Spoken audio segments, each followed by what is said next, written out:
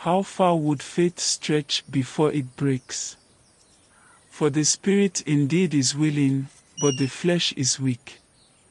Father Ian, a missionary priest, arrived in Bikiri, a secluded African village, with a single purpose: to spread Christianity among the villagers.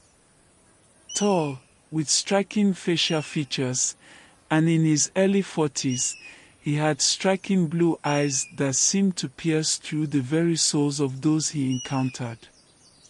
He was a man of faith, discipline, and deep conviction, or so he thought. When Father Ian arrived, the entire village gathered to welcome him. The Akidio family, respected pillars of the village, were the first to welcome Father Ian. Their daughter, Izzy, was a vision of youthful innocence, a 17-year-old girl with smooth dark skin, high cheekbones, and large, expressive eyes that mirrored her purity. She had been raised in a home where piety was paramount, her days filled with prayer, and her future seemingly clear, to marry Chuka, the son of a neighboring family who had gone away to university and was expected to return soon. Izzy stood by her parents, her eyes shyly meeting his. As they exchanged greetings, something within him shifted, a flicker of something he couldn't quite name, but that unsettled him deeply. He dismissed the feeling, attributing it to the exhaustion of his travels and the burden of his new responsibilities. As the days turned into weeks, Father Ian began to settle into the rhythm of village life. The villagers were hospitable, often bringing him food and gifts as a sign of respect. Izzy's mother, Mrs. Akidio, would send her daughter to the priest's residence with freshly prepared meals.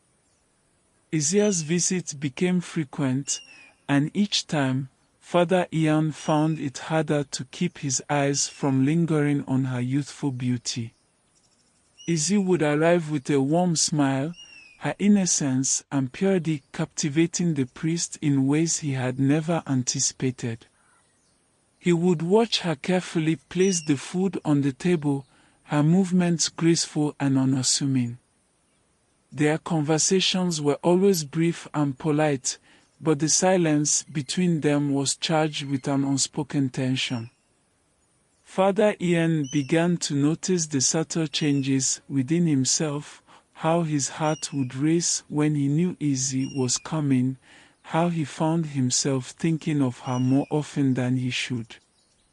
He struggled with these feelings, turning to prayer for strength, but the more he prayed, the more he found himself yearning for the very thing he was trying to resist.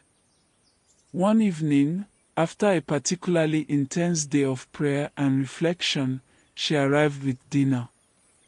Father Ian found himself unable to look away this time as she placed the food before him.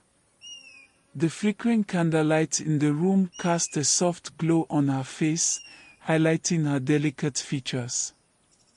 He could see the rosary around her neck, a symbol of purity, and it made his desire all the more tormenting. Thank you, Izzy. You're welcome, Father. Izzy, please wait. Yes, Father. Is everything well with you and your family? Yes, Father. My parents are well. They pray for you every day. And you? Do you pray for me, Izzy? Yes, Father. I pray for you every night. I pray that you have all of your heart desires. Thank you, Izzy. Your prayers mean a lot to me. Good night, Father. Bless you, my sweet girl. But as Izzy left the church that evening, Father Ian knew that no amount of prayer could cleanse him of the thoughts that plagued his mind. Thoughts of her beauty, the flickering candlelight's fire in her eyes, her innocence, things he should not be dwelling on. Yet, despite his best efforts, his attraction to her only grew, feeding off the very restraint he tried to impose.